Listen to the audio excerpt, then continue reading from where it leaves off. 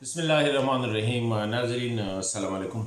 नाज़रीन, कल जिस तरह आपको पता है कि कैबिनेट में जो है आर्मी एक्ट में तरमीम के हवाले से जो फ़ैसला हुआ और शायद जुमे को यानी आने वाले कल जो है उसको असम्बली में पेश किया जाएगा। मुस्लिम लीग नून की तरफ से भी उसकी गैर मशरूत हिमायत का ऐलान जो है सामने आया है। पाकिस्तान पीपल्स पार्टी की तरफ से भी इस किस्म के सिग्नल मिल रहे हैं।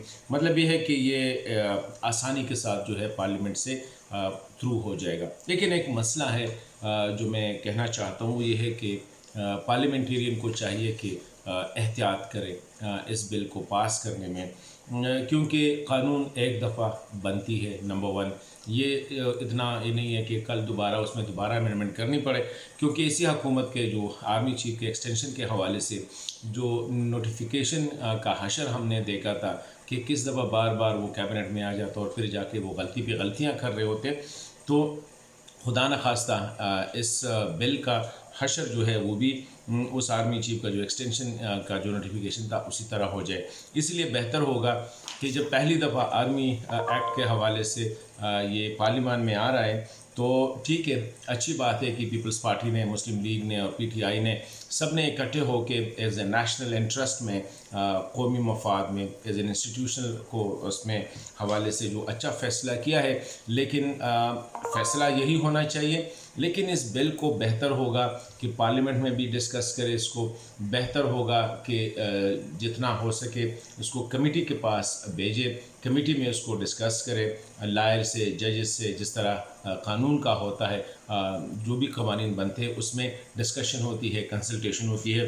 द रीज़न इस के ऐसा ना हो कि महीने बाद या उसको कोई चैलेंज करे और फिर अदालत में जो है वहाँ पे हजीमत का सामना उठाना पड़े। तो इसी हवाले से एक और भी चीज़ है कि पाकिस्तान में सदर को हटाने का, चीफ जस्टिस या प्राइम मिनिस्टर्स वगैरह जितने भी आला होते हैं उनसे जो अफराद होते उनको हटाने का या मुआवजा करने का एक तरीक़ेकार मौजूद है।